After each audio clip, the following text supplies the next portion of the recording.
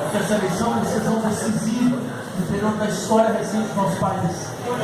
E é sempre importante lembrar que se essa eleição virou uma eleição decisiva, é porque a gente está falando de um país em pânico. O Brasil é hoje um país em pânico. O Brasil é hoje um país extremamente frustrado. Pense no que aconteceu nesses últimos 4 anos.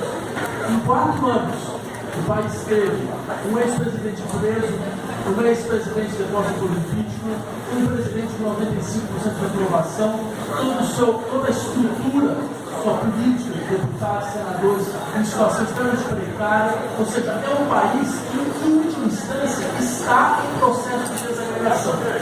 Um país onde todos os poderes estão alterados, o poder judiciário está alterado, o poder legislativo está alterado, o poder executivo tem problemas de legitimidade. Então veja, isso em um país que há 5 anos atrás acreditava que ia ser a quinta economia do mundo. E era uma crença que não era um simples delírio. Se vocês abrissem os relatórios do Banco Mundial, do Fundo Monetário Internacional, todos diziam isso. Não era só uma propaganda de dinheiro. Parecia um dado aceito por todos os analistas mundiais.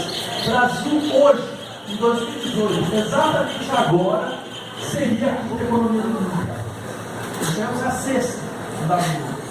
Ou seja, esse horizonte de que havia um futuro de prosperidade, um futuro de segurança econômica, parecia aceito por todos. E rapidamente ele fluiu, rapidamente ele se recompôs, sem que a população pudesse de fato entender o que estava acontecendo. Junto com isso, se recompôs toda a sua classe política. Neste horizonte, é claro que algumas saídas parecem que ganham força, sendo que elas nunca tiveram força até então. E uma delas é uma saída que se vincula à história brasileira, aos fantasmas da história brasileira, aos fantasmas que a história brasileira nunca soube confrontar, que é uma saída autoritária. Muitos procuram alguma coisa que possa parecer novo. No entanto, muitas vezes, este novo significa simplesmente voltar 50 anos atrás. Mas a questão interessante para nós é por que uma alternativa como essa ganha força nesse mundo. O que acontece? Veja, o Brasil paga o preço de nunca ter sido capaz de elaborar sua própria história, nunca ter sido capaz de encarar de fato o que foi a sua história. É um país no qual as Forças Armadas nunca fizeram uma meia-culpa a respeito das torturas, das ocultações de cadáver, dos assassinatos, dos estupros que foram cometidos sistematicamente.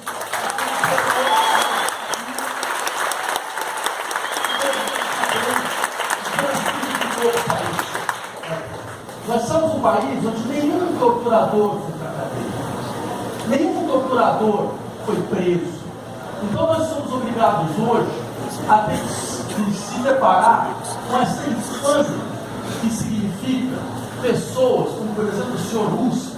Talvez as pessoas não entendam quem era o senhor Russo.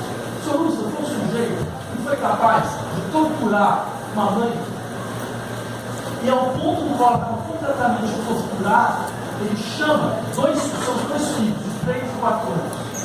Os filhos olham para a mãe e um deles fala: mãe, por que você está vendo?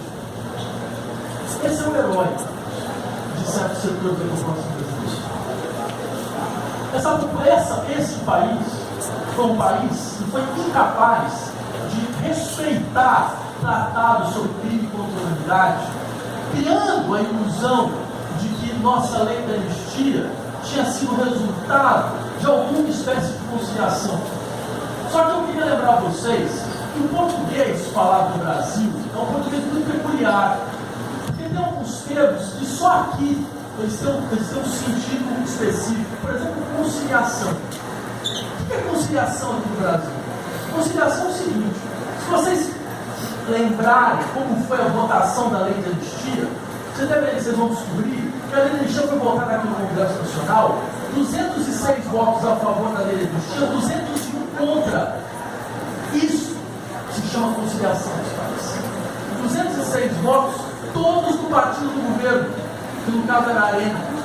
E essa lei de anistia não era uma lei, é uma farsa em relação a isso, não era uma lei que anistiava aqueles que na luta armada lutaram contra o governo.